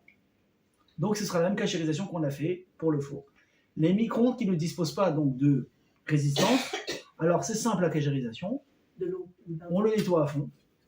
On va mettre de l'eau, un récipient d'eau dedans, avec un peu de savon. Et on va faire chauffer à fond pendant combien de temps? 5 à 6 minutes. Une fois qu'on a fait ça, on a fini. Donc je répète, on a nettoyé à fond, on a attendu 24 heures. Oui, ça. Non, c'est pas une question de déborder. C'est la vapeur de l'eau et du savon qui vont justement annuler tous les goûts qu'il y avait dedans. Alors sachez qu'il y en a qui n'autorisent pas de cachériser le micro-ondes pour Pessah. Donc ceux qui ont l'habitude de ne pas le faire, ne changez pas vos habitudes. Ceux qui ont l'habitude de le faire, vous pouvez le faire. Alors attention, pareil, il n'y a pas de rouille dans le micro-ondes, il n'y a pas de trou dans le micro-ondes, il n'y a pas du Hametz qui a pu se cacher, qui ça peut peut-être d'un coup s'éjecter pendant Pessah. Enfin attention, on parle d'un micro-ondes qui est en excellent état, qui n'a pas de trou, qui n'a pas de rouille, etc., etc. On arrive maintenant aux plaques de gaz, mes amis. Comment est-ce que je cachérise ma gazinière? Alors c'est très simple. Le métal lui-même, vous savez où le gaz sort, ouais, ainsi que les plaques qui sont dessus, on les nettoie à fond, d'accord? Et ça suffit de leur faire soit à gala, soit même de verser de l'eau dessus à partir d'un kéli qui sort du feu immédiatement. Il n'y a pas d'obligation de les faire passer dans le feu. D'accord? Pourquoi? C'est très simple. Parce que le gaz ou la plaque qu'il y a dessus, elle n'est jamais en contact en général avec du manger. Vous avez compris? S'il y a toujours une marmite dessus, donc même s'il y a du Hametz qui est tombé dessus, ça suffit, comme on l'a dit, donc béagala, etc. Et ensuite, qu'est-ce qu'on fait une fois qu'on aura fait ça? Il faudra recouvrir de papier aluminium. Ok, ça en général, c'est le travail de mon père. Chaque année, oui, il est déjà en train de transpirer le pauvre. Ok, Bezrat Hashem. Allez, maintenant, on arrive, mes amis, les plaques en céramique ainsi que les plaques à induction. Parce qu'aujourd'hui, on s'est modernisé. Hein. Moi, à la été, je préfère le gaz, alors c'est pareil. Alors, les plaques en céramique, ça a le même din qu'un kéli en verre. C'est-à-dire que ça n'a pas besoin de cachérisation. Ah bon? Ouais, vous nettoyez à fond, que ce soit propre, avec du produit, et c'est cachère. Ok, mais ça, c'est uniquement des plaques en céramique parce qu'elles ont le din de verre. Attention, les Ashkenazim, ils sont marmirim dessus. Ils attendent 24 heures, ils nettoient à fond, ils font chauffer tout à fond, et ensuite, ils vont verser de l'eau dessus 3 fois. Mais ça, c'est le Khumra Ashkenaz. Nous, les Sfaradim, la céramique, comme c'est un din de verre, pour nous, les Sfaradim, le verre n'a pas besoin de cachérisation. L'induction, c'est pareil. C'est comme les objets qui sont en verre, donc ça n'a pas besoin de cachérisation, simplement on nettoie à fond et c'est cachère. On les laisse pas avec 24 heures avec de l'eau à l'intérieur? Encore une fois, ça c'est pour Ashkenaz. Ah. C'est uniquement Ashkenaz. Nous, les Sfaradim, on n'a aucun problème, c'est ce que j'ai dit, je pense que vous n'étiez pas là tout à l'heure, à utiliser un verre toute l'année avec un café au lait dedans, le nettoyer et boire dedans ensuite une soupe chaude, à la viande. Je laisse une demi-heure. Encore une fois, là vous parlez du gaz. Non, du céramique. La céramique, c'est pas obligé. Si vous voulez faire votre Umrah, regardez, je vais vous dire, de toute façon, Pessah, on a sûrement de la fête des Umrah. C'est pas moi qui vous dirai une seule fois, madame, arrêtez de faire cette Umrah. Non, faites votre Umrah, faites-la, il n'y a aucun problème. Vous vous sentez mieux, vous avez l'habitude de faire comme ça, mais vous demandez la halakha pour un séfarade, pour une plaque en céramique ou une induction qui a le digne de verre, c'est pas obligatoire. La halakha ne demande pas. Ok, allez, Rabotai, j'avance. Plaque de Shabbat. Ah ouais, plaque de Shabbat, c'est important. Alors qu'est-ce qu'on fait? On la nettoie à fond. Donc pareil, je la nettoie, j'attends 24 heures. Rappelez-vous, hein, quand on parle de nettoyage, on attend 24 heures. Quand on parle de cachérisation, forcément nettoyage à fond, ensuite attendre 24 heures, ensuite on passe à la cachérisation. On verse dessus de l'eau chaude d'un kéli rishon. Donc je répète, c'est quoi un kéli rishon? C'est un kéli dans lequel j'ai fait bouillir de l'eau directement sur le feu et hop, pendant que c'est en train de bouillir, je vais verser sur ma plaque. Évidemment, faites attention à la résistance qui est derrière. Ne pas, mais en général, on peut le faire sans problème. Rappelez-vous, on peut le faire une cachérisation avec de l'eau en plusieurs fois. Donc vous prenez votre plaque à moitié gentiment, vous versez de l'eau, vous posez votre marmite, vous n'attendez pas qu'elle refroidisse parce que c'est important. Vous retournez votre plaque, vous refaites, faites attention à la résistance qu'il y a derrière, il n'y a aucun problème. Ça maintenant, une seconde, ça maintenant c'est bien quand je mets uniquement des marmites dessus. Mais quand je mets très souvent du pain dessus le Shabbat pour le faire chauffer ou le faire griller, parce que moi par exemple j'adore le pain chaud Shabbat. Alors comment je fais? Alors là dans ce cas-là, qu'est-ce qu'on fait? On fera exactement la même chose qu'on a dit, sauf qu'en plus de ça, il faudra le recouvrir de papier alu, mais alors bien épais. Ok? Et ça ne change pas, même si moi toute l'année je mets de l'aluminium, pas d'aluminium. En général, l'aluminium qu'on met, il n'est pas forcément épais toute l'année. Et surtout, le problème principal de l'année, c'est qu'on ne fait pas attention au Hametz. Donc tu peux jamais faire être sûr, mais est-ce qu'il n'y a pas une fois un Hametz que j'ai? Rappelez-vous, à Pessah, il suffit qu'un ustensile ait été utilisé une fois avec du pain et tout son statut il change. Donc c'est pour ça que pour ceux qui savent, qui mettent comme nous, par exemple chez nous, on met du pain sur la plata, même si en général il y a une petite couche d'aluminium dessus, on va cachériser et ensuite on va recouvrir avec une plata et on pourra l'utiliser pour Shabbat. Ensuite, tout ce qui est broche, on en a parlé tout à l'heure, tout ce qui est donc en métal, etc., tout ce qui est broche pour la viande et tout ce qu'on a utilisé pour de la viande uniquement par le feu, la cachérisation c'est quoi? On l'a dit, par le feu, à condition que ça rougisse et qu'on voit des étincelles sortir. Si on n'arrive pas à ça, on ne peut pas cachériser pour Pessah. Est-ce que c'est clair? Ok, alors je précise. Si c'est des broches, vous avez utilisé que de la viande, rappelez-vous bien ce que je vous dis, on l'a dit tout à l'heure. Vous avez utilisé que de la viande dedans toute l'année, vous avez fait attention à ça parce que vous voulez l'utiliser pour Pessah. Comment vous cachérisez ça? Vous nettoyez, vous faites 24 heures et ça suffit béagala. Par contre, si une seule fois c'était en contact avec du chametz, avec du pain ou des pirourés, lechem, de la panure, etc., il faut passer au feu. Et au feu, c'est à condition qu'on vient d'énumérer maintenant. Alors, la dame qui m'a posé la question tout à l'heure par rapport au lave-vaisselle, Mediar Kelim, qu'est-ce qu'on fait? Alors, écoutez, pareil, il y a deux avis. Déjà, il faut s'assurer qu'il n'y ait pas de chametz, ce qu'on appelle ba'aïn. Il n'y a pas de pâte, il n'y a pas de trucs qui traînent dans la vaisselle, ça c'est important. Maintenant, pourquoi il y en a qui disent bien sûr que oui, le lave-vaisselle est cachérisable? Parce que constamment, quand je mets ma vaisselle à laver, qu'est-ce qui sort dans l'eau? Du savon. Il y a du produit qui va venir ici dénaturer le chametz que je suis en train de faire nettoyer maintenant. Donc ça veut dire que constamment, même, entre guillemets, ce lave-vaisselle qui va absorber du chametz, ce chametz est dénaturé. Donc c'est pour ça que beaucoup de poskim autorisent à condition qu'encore une fois, le truc il est nickel, et que vous faites, comment vous le cachérisez? Simplement, vous assurez qu'il est propre, vous faites un cycle à vide, et votre lave-vaisselle est cachère les Pessah. Pourquoi il y en a qui interdisent? Parce qu'ils disent oui, baba, il n'y a pas de problème sur ce qu'il y a à l'extérieur, mais les filtres, et il y a des parties à l'intérieur qu'on n'a pas, on n'a pas accès. Alors oui, si on a le filtre, attention, il faut le vider. Vous le videz et à ce moment-là, vous faites votre passage à vide. Mais si quelqu'un me dit oui, mais moi, il y a d'autres parties qui sont démontables dans le lave-vaisselle, je ne sais pas comment on fait, ou j'y ai pas accès, ou je ne sais pas où mon filtre, etc. Alors c'est pour ça qu'il y en a beaucoup qui disent aussi que le lave-vaisselle n'est pas cachérisable pour Pessah. Vous avez compris? Mais en tout cas, ceux qui ont l'habitude de le faire, et qui le font bien, et qui ont accès au, on a dit, le filtre, etc., machin, vous avez sur quoi vous reposer. Si vous le faites correctement, vous pouvez utiliser pour Pessah. Maintenant, on arrive à la suite. Plan de travail, évier. Alors, plan de travail, évier, il faut savoir une chose. Vu que la majorité du temps, ce n'est pas quelque chose où on met directement du chametz dessus à chaud. On peut mettre une marmite. On peut mettre du pain, oui, mais c'est à froid le pain. Mais non, la pâte à pain que mesdames vous travaillez, c'est à froid. La marmite qu'on va poser, même s'il y a du chametz dedans, elle est chaude, mais ce n'est pas le repas. C'est la marmite qui fait l'écran avec le repas. De plus que, comme encore une fois pour nous, les séfaradim, on va selon la majorité d'utilisation d'un ustensile.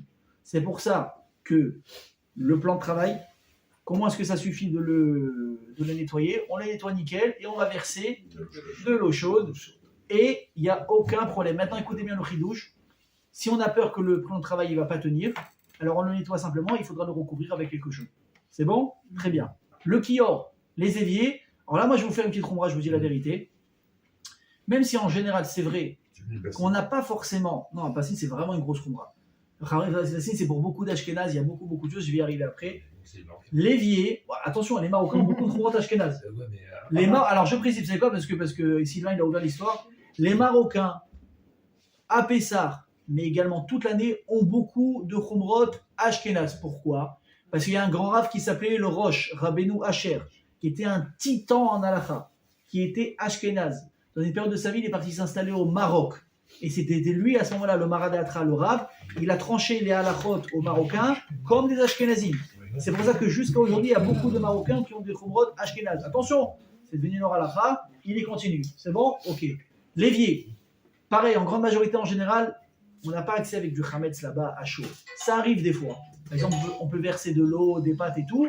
Donc moi, je vous conseille, vous le nettoyez à fond, vous attendez 24 heures et pareil, vous allez verser de l'eau chaude, comme ça vous êtes tranquille. C'est clair? Pareil pour les, comment on appelle ça?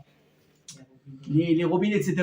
C'est pas en contact avec du manger ça. Donc ça suffit complètement, simplement de le nettoyer et c'est cachère, ok? Je peux aussi. Alors oui, évidemment, on parle ici des ustensiles qui sont en inox, ou en métal ou en aluminium. Parce que ça, Kebolo Carpolto, parce que ça recrache, ce que ça, truc. Sinon, comment on fait quand on a par exemple des trucs en céramique, etc., ou en terre cuite? Alors on fait ce que nous on a fait pendant des années en France, et c'est une tannée. Soit vous mettez la bassine, ou soit carrément vous recouvrez l'évier avec un, comment on appelle ça, papa? Papier autocollant. Un papier autocollant. Alors ça, je peux vous dire, c'est vraiment une galère. C'est vraiment une galère, ok? Parce que encore une fois, on n'est pas sûr que ce qu'il a avalé, ce qu'il va recracher ou pas, etc. Donc une bassine, mais encore une fois, la bassine, c'est pas... Des fois, c'est un peu discuté. Parce que la bassine, des fois, elle est petite, l'évier, il est grand, vous comment on continue à toucher. Bon, encore une fois, je vous dis, mais ça, c'est un peu la fête, mes amis, des khumrot, ok? Donc, je continue. Les objets en verre. Qu'est-ce qu'on a dit? On a dit que pour nous, les Sfaradim, n'ont pas besoin d'être cachérisés. Non, madame, vous vous trompez. Nous, les Sfaradim, les kelim en verre, non seulement ils sont cachérisables, mais ils n'ont même pas besoin de cachérisation. Pourquoi? Parce que c'est Avot des Rabbi Nathan qui nous apprend un grand règle. Kelis ruchit, enam bolaim ve'enam poltim. Ni zaval, ni hirokrash. Donc, vous l'utilisez, vous le nettoyez correctement, que ce soit des verres, des couverts, de la vaisselle, des marmites, ça existe des marmites en verre, je pense pas. Ok, mais si ça existe, en tout cas, tout ça, on a dit, vous les prenez, vous les nettoyez, ils sont à 100% utilisables pour Pessah. Les Ashkenazim, en verre. Les Ashkenazim, eux, ils font des khumrot, les amis. Qu'est-ce qu'ils font? Ils disent, si on a utilisé ça à chaud, etc., avec du chametz pendant Pessah, alors eux, en général, ils n'utilisent pas pendant Pessah. Ok? Maintenant, tout ce qui est, quelqu'un qui m'a dit tout à l'heure, Duralex, Pyralex, etc., on a utilisé, Pyrex, pardon, qu'on a utilisé sur du feu. Alors pareil, les Ashkenazim, eux, ils peuvent le cachériser avec une agala en faisant 3 fois la agala. Alors c'est vraiment une khumra, de faire 3 fois une agala, c'est vraiment quelque chose. Mais encore une fois, pour nous les Sfaradim, c'est comme le verre, ça ne nécessite pas de cachérisation. C'est clair? Super. Le plastique, le bois et la pierre, c'est cachérisable comme le métal. Les mêmes choses que vous avez fait, vous les appliquez là-dessus. Ouais, on continue. Et là, c'est un truc très important. On a ce qu'on appelle dans la Torah Keli Cheres. C'est quoi Keli Cheres? C'est tous les objets qui sont faits. Alors à l'époque, on appelait ça de l'argile. Aujourd'hui, on appelle ça de la céramique, de la terre cuite ou de la porcelaine. Terre cuite, porcelaine, céramique, ce n'est pas cachérisable. Il y a un extensible, les assiettes arcophales, par exemple. C'est fait comment ça? C'est une matière qui est vert et... Attendez. Quel rapport avec la terre cuite, Mechila? Parce qu'il y a des objets qui sont faits à base de terre cuite, madame. La céramique et la porcelaine, c'est quelque chose qui est passé au four, c'est de la terre cuite à la base qu'on a travaillé. Oui, moi aussi je savais pas, c'est en préparant le cours avec ChatGPT, j'ai appris tout ce que je savais pas jusqu'à aujourd'hui. C'est vrai, je suis devenu un collab, c'est magnifique. Ok, donc je répète, terre cuite, porcelaine, céramique, ce n'est pas cachérisable. Pourquoi? Parce que ça avale, mais ça ne recrache pas. Et s'il y en a que cette vaisselle que pour Pessah? Vous avez que pour la viande, vous utilisez pour la viande. Vous avez compris? Top. Alors maintenant, juste un petit piège, je vais voir si vous avez réfléchi. Une question. Si je suis en train de vous dire que la céramique avale mais ne recrache pas. Donc c'est quoi le problème d'utiliser ça, Pessah? Arrête tout le Khametz qu'il a avalé, il va jamais le recracher. Ouais. Alors pourquoi je peux pas utiliser pour Pessah? Parce que c'est poreux. Et du coup, ça absorbe, Et mais alors ça ne rejette pas. Bah justement, si ça rejette pas, donc mon repas de Pessah ne sera jamais en contact avec le Khametz. Et Alors pourquoi il y je a peux du pas l'utiliser? Khametz, Il n'est pas poreux, hein. C'est pas viable. Je parle uniquement de porcelaine, de céramique et de terre cuite. Je parle pas de verre, je parle pas de Alex, je parle pas Dans de le Kleenex. doute. C'est dans le doute. Non, non, non, ça ne recrache pas, il n'y a pas de doute. Alors, réponse. Réponse. Messieurs, s'il vous plaît, écoutez la réponse, elle est très importante. Parce que mes amis, je vous apprends un chidouche. Par exemple, c'est même pareil, et c'est la même question pour le lait et la viande. Hein. Si j'ai un objet maintenant en terre cuite, en porcelaine, est-ce que je pourrais utiliser pour le lait et la viande? Bah, de toute façon, il ne va pas recracher. Pourquoi pas? Vous dites non, vous avez raison, mais pourquoi? Il faut savoir. Vous allez sortir d'ici, vous allez tous être des bombes atomiques. Réponse. Parce que de la même manière que dans le lait et la viande, j'ai l'interdiction de le consommer une fois que c'est cuit ensemble. J'ai aussi l'interdiction de cuisiner du lait et la viande ensemble, même si je ne la consomme pas. N'est-ce pas? Il y a un issour, il y a 3 issourim. Interdiction de manger du lait et de la viande ensemble qui a cuit ensemble. Interdiction de faire cuire simplement du lait et de la viande ensemble, même si je ne le mange pas. Et interdiction d'en tirer profit. De cuisiner, de donner à un goy. Interdit. Alors que lui, il n'a pas d'interdiction. Mais comme moi, je m'attire ses bonnes grâces, à Sourbéana. Donc écoutez bien ici. C'est pareil pour Pessah. Ma céramique, ma terre cuite. C'est vrai que j'ai fait cuire du Khametz dedans toute l'année et que maintenant c'est avalé et c'est bloqué à l'intérieur. Il ne va jamais le recracher, mais j'ai un autre problème. C'est que quand je vais faire cuire maintenant des aliments cachers les Pessah, et ils vont rentrer dans les parois de l'ustensile. Il va y avoir un mélange Khametz, cacher les Pessah à l'intérieur. Et ça, c'est interdit. Bah oui. Bah oui, sauf qu'il y a 2 minutes, il n'y a personne qui savait. Ah, mais je t'ai posé que la réponse, tu n'as pas répondu. Pourquoi tu n'as pas répondu? Parce que je t'ai laissé répondre. Ah, tiens, adorable, David. Bon, Par contre, je ne suis pas d'accord avec toi sur un truc. Ah, vas-y, Le vas-y. bois. Moi, j'ai appris. Alors, Larzis, tu n'es pas d'accord avec quoi? Tu n'es pas d'accord avec la halakha? Non. Après, il faut le revoir. Peut-être qu'il faut revoir les choses. Alors, Le mes bois, amis, il absorbe. alors, mes amis, écoutez bien. La dispense de Miguel. Mes amis, je répète, le plastique, le bois et la pierre, c'est cachérisable comme le métal. Ceux qui ont la khumra de ne pas le faire, ne le faites pas. Je ne suis pas en train de vous dire, faites ce que vous n'avez pas l'habitude de faire. Mais ne dites pas que c'est interdit. C'est tout ce que je vous demande. C'est Ceux qui ont des khumrotes, parole de rap. encore une fois, il a peut-être des khumrotes, parle de Rav. Personne n'a dit qu'on ne le fait pas. Le bois. Mais comme Pessah, regarde, Nico, écoute, comme Pessah, de la même manière, il y en a qui vont dire, mais non, le verre, on ne peut pas utiliser. Parole de Rav. Je ouvre la halakha. Regardez, je précise quelque chose. Les halakhot que je vous donne, c'est pour les Sfaradim, et je précise, c'est selon un Rav qui s'appelle le Rav Naki. C'était un élève Tsamou du Rav Ovadia Yosef. D'accord? Tout à l'heure, par exemple, il y avait Marchet et le Rav Ofer Malka, je voulais ramener. Il y aura forcément quelqu'un qui dit non. Vous demandez est-ce que la halakha elle autorise, celui qui veut le faire, est-ce qu'il peut, selon toutes les conditions qu'on a bien pris le temps d'expliquer? Oui. Ok? Très bien. Donc on a dit, porcelaine, céramique, terre cuite, c'est pas cachérisable. Bois, c'est cachérisable. Ok. Très bien. Maintenant, la marloquette, la discussion. Les vaisselles et les ustensiles qui sont recouverts d'émail. C'est de la céramique ou de la porcelaine recouverte d'émail. 2 écoles. Il y en a qui autorisent, il y en a qui interdisent. Pourquoi? Parce que la marloquette, elle est comme ça. La terre cuite, elle avale mais elle ne recrache pas. Ça, c'est quand la céramique ou la porcelaine ou la terre cuite est directement à l'état pur. Mais si elle est recouverte d'une couche d'émail, l'émail va faire en sorte qu'il n'y ait ni absorption, ni recrachage, je ne sais pas comment on va appeler ça. Donc à ce moment-là, il n'y a plus de problème. C'est pour ça qu'il y en a qui disent un ustensile qui est recouvert d'émail, qui est en bon état, évidemment, il n'a pas trou, il n'est pas cassé, il n'est pas brisé. Attention, hein, fêlure, fissure, c'est pas cachérisable, hein, je vous arrête tout de suite. Et les joints. Qu'est-ce qu'ils ont les joints? Les joints qu'il y a entre les céramiques. J'ai une assiette avec. Mais le joint, c'est du plastique, c'est cachérisable, c'est quoi le problème? Ou du caoutchouc, pas de problème. Sinon, comment on fait pour cachériser les marmites, etc. Ok, de toute façon, n'oubliez pas, hein, le caoutchouc, il faut l'enlever, il faut bien nettoyer, il faut mettre les produits, etc. D'accord? C'est pour ça que je vous dis, ceux qui pensent que c'est autorisable, c'est parce qu'ils pensent. Les amis, écoutez, s'il vous plaît. Les amis, on arrive à la fin, venez s'il vous plaît, on termine. Les commentaires qui sont pas obligatoires, s'il vous plaît. Monsieur, les commentaires qui sont pas obligatoires avec le cours, pendant les pizzas, ce sera super. Ok? Alors je reprends. Ceux qui autorisent les ustensiles recouverts d'émail, pourquoi ils autorisent? Ils disent parce qu'à partir du moment où j'ai cette couche d'émail, ça n'absorbe plus et ça ne recrache plus, donc c'est autorisé. Ceux qui disent que non, ils disent regarde, c'est simple, nous on a un klal. Le klicheres, la porcelaine, tout ça, la terre cuite, comme on a dit, la céramique, ça avale, même s'il y a de l'émail, j'en prends pas compte, j'interdis quand même. Donc ça, je vous dis, il y a 2 écoles. Vous avez l'habitude de le faire, si vos ustensiles sont en bon état, vous pouvez le faire. Ceux qui n'ont pas l'habitude de le faire, ne le faites pas, il n'y a aucun problème. Maintenant, comment je cachérise?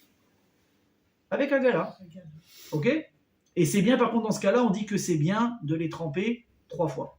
Parce que vraiment, vous avez compris, c'est de la terre cuite, c'est recouvert, donc si on le fait, on le fait. Très bien. Tous les ustensiles que j'ai l'habitude d'utiliser à froid. Est-ce que j'ai. Donc, on ne parle pas maintenant de la matière en verre, hein, de l'aluminium, du métal, du plastique, du bois, de la pierre. Hein, même le bois, selon moi. Ok. Mais à froid. Comment je cachérise? Il n'y a pas besoin de cachériser. Encore une fois, je ne parle pas d'objets qui sont en contact avec du piment. Le piment, le piquant, c'est quelque chose, c'est comme du chaud. Il faut le cachériser. Ok. Les oignons, le piquant, etc. Mais des choses que j'ai l'habitude d'utiliser à froid, il n'y a pas besoin, mes amis, de cachériser. Ça suffit simplement de les nettoyer un bon coup, de les rincer et de les mettre. Les Ashkenazim, ils sont marmirim et eux, ils font quand même agala dans les choses brûlantes. On finit rapidement. Le frigidaire, on nettoie un bon coup avec les produits. Il n'y a aucun problème. Attention, on fera attention. Donc les joints, les trucs en plastique, etc. On fait tout ça, les caoutchoucs. La table. Alors, ceux qui ont l'habitude de manger sans nappe et qui vont mettre du manger, donc du pain, etc., le coup classique. Alors évidemment, il faudra nettoyer à fond. Si la table tient le coup, il faudra également verser de l'eau chaude. Sinon, c'est une table en bois, ou je ne sais pas en quelle matière qui peut s'abîmer. Alors évidemment, on ne va pas abîmer la table. Qu'est-ce qu'on fera? On mettra une grosse nappe. On va bien nettoyer à fond. On mettra une grosse nappe, donc toute la semaine de Pessah. Si ça concerne certaines personnes, sans viser personne, les dentiers. Alors, les dentiers, c'est une question à poser à la fin. Pourquoi vous regardez? Ah, je t'ai pas regardé du coup, j'ai regardé comme ça. Si tu te sens visé, je peux rien faire. Hein. Mes amis, les dentiers, comment ça marche? On les nettoie à fond et il faut verser dessus de l'eau chaude. Ok? Pourquoi? Parce que c'est en contact directement également avec du chametz. Alors, on va finir avec ça. Les brosses à dents. Dernière chose, les brosses à dents. Alors, regardez. Alors, les brosses à dents, la vérité le plus simple, c'est de jeter. Maintenant, écoutez bien ce que je dis. La brosse à dents, si vraiment vous la gardez, normalement, vous pourrez. Pourquoi? Parce que si vous regardez, il n'y a pas de miettes dedans et que toute l'année, c'est en contact avec du dentifrice qui dénature, c'est pas vraiment chametz. Mais bon, une fois par an, je pense qu'on peut acheter une dentifrice, une brosse à dents à 5 shekels ou à 3 shekels. Dernière chose, mes amis, on finit le cours avec ça. Les jouets des enfants.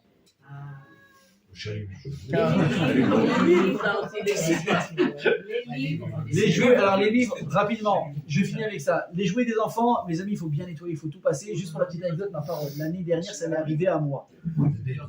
Écoutez bien. Même pas forcément des bébés, les bébés ils marchent pas. Les enfants qui marchent, qui ont 2 ans, 3 ans, écoutez bien, ça m'est arrivé à moi l'année dernière. Je vous assure.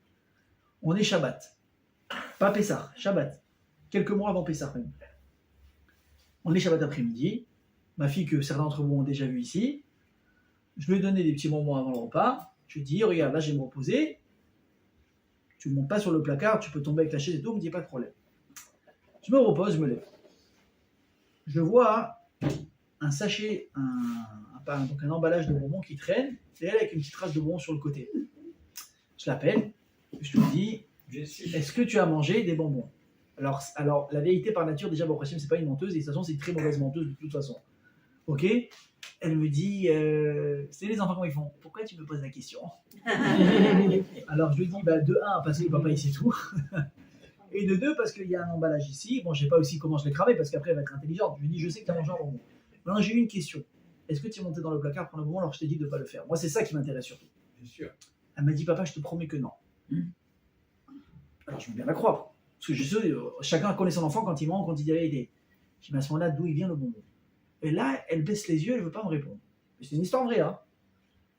Elle me dit, si je te dis que tu vas t'énerver, je lui dis, si tu me dis la vérité, je ne vais pas m'énerver. Non. Elle me dit, je l'ai pris dans mes jouets. Ça veut dire quoi? Et là, écoutez bien, elle m'amène dans sa petite cuisine, elle me montre une cachette où elle a mis des bonbons là-bas à l'année. Elle s'était fait une réserve. Au cas où, regardez l'intelligence. Au cas où papa m'a dit, pas de bonbons de l'armoire, ok, mais des bonbons dans les jouets, il n'a pas dit non. Donc j'ai découvert.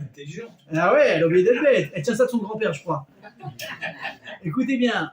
Donc j'ai découvert une réserve de bonbons Chametz dans les jouets. Donc évidemment, on parle de jouets, on parle de manteaux, on parle de cartables, vous savez, les sioum, les fêtes, les kabbalah Shabbat, les gosses arrivent. Il faut tout passer au peigne fin parce qu'encore une fois, vous tombez dessus pendant Pessah, on a un problème. Alors c'est vrai qu'on va faire bio Chametz, ça on va en parler si tu veux, donc on l'a dit la semaine prochaine. On va faire bitoul, etc. Aval baliré balimatse, tu peux pas trouver du Chametz, si tu le trouves, c'est un vrai problème. C'est que là, tu la nuit, il faut le sortir de la maison, il faut pas rentrer dans ces problèmes. Et les sfarim, dernière chose, mes amis, les livres. Bibliothèque, alors on va être très simple. Hein. Je répète, Pessah, c'est pas nettoyage de printemps.